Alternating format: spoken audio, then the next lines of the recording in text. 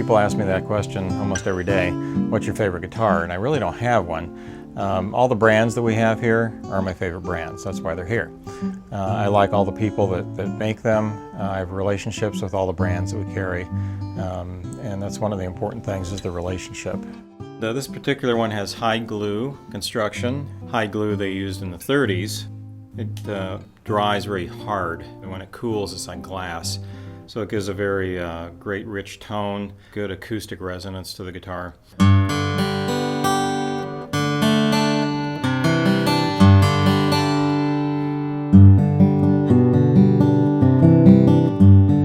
Well, Acoustic Vibes is it's more of an experience than a traditional retail. What we try to do is create a little bit of surprise for people. People come in maybe looking for something they thought they wanted, but maybe leave with something that they never knew about. So this is a new model from Guild. It's an Orpheum model. This is a 14-fret slope shoulder dreadnought. Of course, all handmade. Nitrocellulose finish. This one has hide glue, Adirondack bracing, and just a great vintage tone.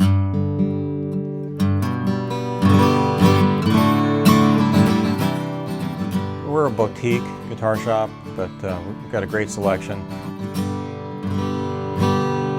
So it kind of has that familiar ring that people remember from Guild from the 70s and 80s and earlier. You know, a lot of guys will come in, or ladies, they've built their business, built their career, raised a family, and they're coming back to their first love. They were a player in college or in high school. They got busy with life and other priorities, and now they're finding some time to come back and revisit their first love. So we have a lot of customers that are kind of in their second phase of instruments. This is a Collings. This particular one is a O 2H. Of course, the 2 refers to the rosewood, H refers to the herringbone trim. This is a standard model for Collings, Waverly tuners, slot head, high quality materials, beautiful build quality, and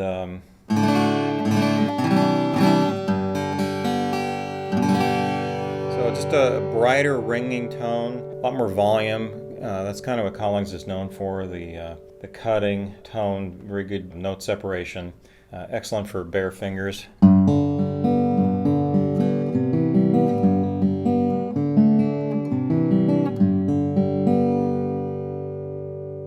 Good sustain. Collings builds an amazing guitar.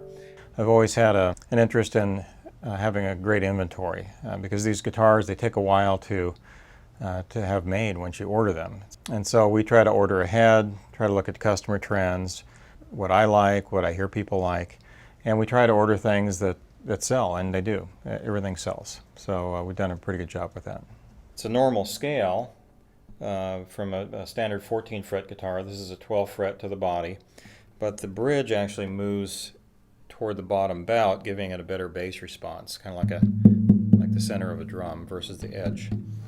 Excellent guitar. For the most part, people are just looking for tonal variety, I think, and also they appreciate the build of the instrument, having an instrument from different makers that they respect. This is a Bourgeois signature OM. Dana Bourgeois does the signature trim on his OM, on his dreadnought.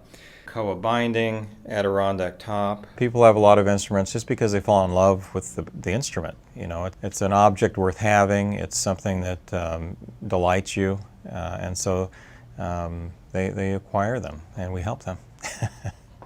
He uses the snakewood buttons on the gold Waverly tuners, and the signature is typically a Madagascar rosewood. Just a lovely instrument. The Bourgeois tone is EQ'd kind of in the middle between maybe a Santa Cruz and a Collings. It's a little drier. A little more of a vintage kind of sound. Still good projection, good resonance. We'll kind of look at the kind of music they play, their body shape, the type of hands they have, because that all affects the kind of nut width, the kind of scale length, and once we get a guitar that's comfortable, then we'll look at tonal characteristics. And of course, rosewood versus mahogany versus a lot of these other exotic woods. They all have a signature sound. And even within that signature sound of the wood, the different makers have a signature tone as well. So it really is a marriage of both the player and the instrument to get the right sound.